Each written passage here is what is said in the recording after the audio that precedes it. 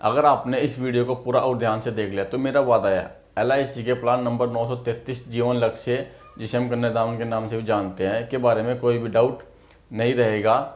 हर माता पिता का सपना होता है कि मेरे बच्चे मुझसे ज़्यादा तरक्की करे, अच्छे कॉलेज में पढ़े, अच्छी पढ़ाई करे, अच्छी नौकरी करे, अच्छा बिजनेस करे, और बाद में जो सपना होता है कि मेरे बच्चे की जब शादी हो वो भी अच्छी तरीके से और धूमधाम से हो, वह सब पॉसिबल है LIC के कन्यादान पॉलिसी जीवन लक्ष्य से। इस बारे में आपको डिटेल में समझाऊंगा। अगर आप इस वीडियो को यूट्यूब पर देख रहे हैं तो चैनल को सब्सक्राइब कर ले, अगर फेसबुक पर देख रहे हैं तो पेज को फॉलो जरूर कर ले। आइए बात करते हैं इस इंश्योरेंस पॉलिसी को कौन ले सकता है। इस इंश्योरेंस पॉलिसी को लेने के लिए मिनिमम एज है 18 साल और मैक्सिमम एज है 50 साल, यानी कि 18 साल के व्यक्ति से लेकर 50 साल का व्यक्ति इस इंश्योरेंस पॉलिसी को ले सकता है। मिनिमम पॉलिसी टर्म वो यहाँ पे दी गई है 13 साल और मैक्सिमम पॉलिसी टर्म है 25 साल, यानी कि आप कम से कम इस इंश्योरेंस पॉलिसी को 13 साल के लिए और ज़्यादा से ज़्यादा 25 साल के लिए ले सकते हैं। अब बात करते हैं PPT, यानी कि इस पॉलिसी में आपको कितने साल किस्तें जमा करनी होगी, वो यहाँ पे दी गई है टर्म -3, यानी कि अगर आप इस इंश्योरेंस पॉलिसी को 25 साल के लिए लेते हैं तो 22 साल जमा करनी पड़ेगी किस्तें। अगर आप 21 साल के लिए लेते हैं तो 18 साल, अगर आप 18 साल के लिए लेते हैं तो 15 साल करनी पड़ेगी, अगर आप 13 साल के लिए लेते हैं तो 10 साल किस्तें जमा करनी होंगी। अब बात करते हैं मैक्सिमम मैच्योरिटी एज की। वो यहाँ पे लॉस तो लिमिट दी गई है 65 साल, यानी कि 50 साल का व्यक्ति इस इंश्योरेंस पॉलिसी को 15 साल के लिए ले सकता है। अब बात करते हैं मिनिमम सम एश्योर्ड की। वो यहाँ पे लिमिट दी गई है 1 लाख रुपए। इसका मतलब ये नहीं होता इसमें आपको 1 लाख रुपए पे करने हैं। इसके बेसिस पे प्रीमियम मैच्योरिटी बेनिफिट कैलकुलेट किए जाते हैं। अब बात करते हैं मैक्सिमम सम एश्योर्ड की। मैक्सिमम सम एश्योर्ड की कोई भी लिमिट नहीं दी गई है। आप अपनी इनकम के अकॉर्डिंग अपना ज़्यादा से ज़्यादा इंश्योरेंस ले सकते हैं। LIC आपके इनकम प्रूफ के अकॉर्डिंग आपको इंश्योरेंस देती है। अगर आपको ये इंश्योरेंस पॉलिसी पसंद आती है और इस इंश्योरेंस पॉलिसी को लेना चाहते हैं, अपना और अपने परिवार का भविष्य सुरक्षित करना चाहते हैं, तो आप मुझसे डायरेक्ट बात कर सकते हैं। मेरा नंबर आपको स्क्रीन पर दिख रहा होगा। आप ऑल इंडिया में कहीं पर भी रहते हो, घर बैठे आप इस इंश्योरेंस पॉलिसी को ले सकते हैं। आइए अब एक एग्जाम्पल के माध्यम से समझते हैं पॉलिसी लेने के बाद पॉलिसी होल्डर को और उसके नॉमिनी को क्या क्या बेनिफिट मिलते हैं। एग्जाम्पल समझाने के मैंने एज ली है 30 साल और बीमा लिया है 15 लाख रुपए का। टर्म राइडर लिया है 15 लाख रुपए का। टर्म राइडर एक एडिशनल बेनिफिट होता है जो कि आपको अपनी इंश्योरेंस पॉलिसी लेते वक्त ही लेने होता है। इसके लिए आपको LIC का एक्स्ट्रा चार्ज देना होता है। यहाँ पे पॉलिसी टर्म लिया है मैंने 25 साल और हमें किस्त जमा करनी होगी 22 साल। अब 15 लाख रुपए के सम एश्योर्ड पे 30 साल की एज में आपको जो पहले साल किस्तें जमा करनी होगी वो आप स्क्रीन पर देख सकते हैं और रिन्यूअल वो भी आप स्क्रीन पर देख सकते हैं। अगर आप मंथली किस्त या तिमाही किस्त जमा करते हैं आप तो आपको LIC से कोई भी डिस्काउंट नहीं मिलता है। अगर आप 6 माही की किस्त एक बार जमा करते हैं तो आपको 1% डिस्काउंट मिलता है। अगर आप ईयरली जमा करते हैं तो आपको 2% डिस्काउंट मिलता है।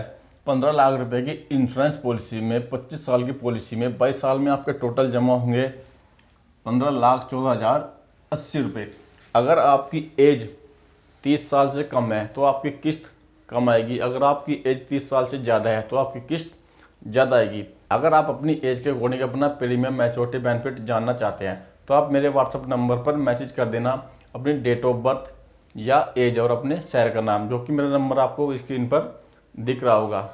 अब बात करते हैं अगर पॉलिसी अवधि के समय पॉलिसी होल्डर के साथ कोई भी मिसहैपनिंग दुर्घटना नहीं होती है तो बीमा पूर्ण होने पर पॉलिसी होल्डर को क्या बेनिफिट मिलेगा। बीमा पूर्ण होने पर पॉलिसी होल्डर को सम एश्योर्ड मिलेगा।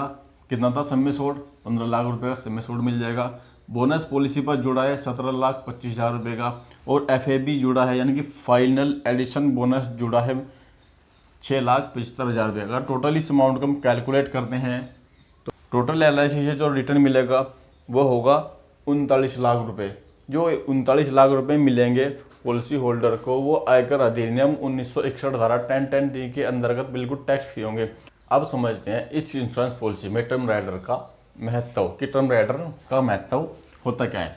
देखिए, अगर पॉलिसी अवधि के समय पॉलिसी होल्डर ने टर्म राइडर नहीं लिया है, विदाउट टर्म राइडर जो उसका नेचुरल डेथ कवर है वो है 0, यानी कि कोई भी डेथ क्लेम नहीं है। अगर एक्सीडेंट से डेथ होती है तो 15 लाख रुपए उसके नॉमिनी को मिल जाएंगे।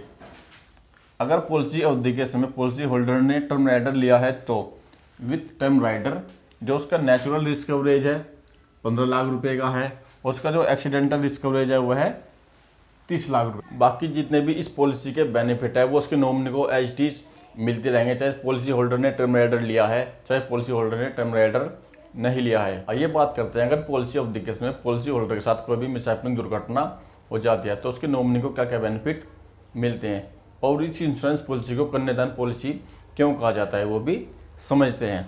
यहाँ पे पॉलिसी होल्डर की एज है 30 साल और बीमा है 25 साल का, यानी कि जब बीमे की मैच्योरिटी होती तो व्यक्ति की पॉलिसी होल्डर की एज होती है 55 साल। अब पीपीटी किस्त जमा करनी थी 22 साल। 5 साल के बाद पॉलिसी होल्डर की यहाँ पे डेथ हो जाती है। फ्यूचर का किसी को भी नहीं पता किस समय किसकी भी मृत्यु हो सकती है। अब यहाँ पे अगर पॉलिसी होल्डर की डेथ में मान के चलता हूँ एक्सीडेंट से होती है तो पॉलिसी होल्डर के नॉमिनी को मिलेंगे 30 लाख रुपए। अधिकतर पॉलिसियों में यही होता है, पॉलिसी का डेथ क्लेम मिलने के बाद पॉलिसी बंद हो जाती है और आगे कोई भी कंटिन्यू पेमेंट नहीं मिलती है। अब देखिए इस पॉलिसी में आगे की 3 बातें होंगी। पहला बेनिफिट, आगे की सारी किस्तें माफ़ हो जाएंगी, यानी कि 15,14,080 रुपये जो पॉलिसी होल्डर के नॉमिनी को जमा करने थे वो जमा करने की जरूरत नहीं है।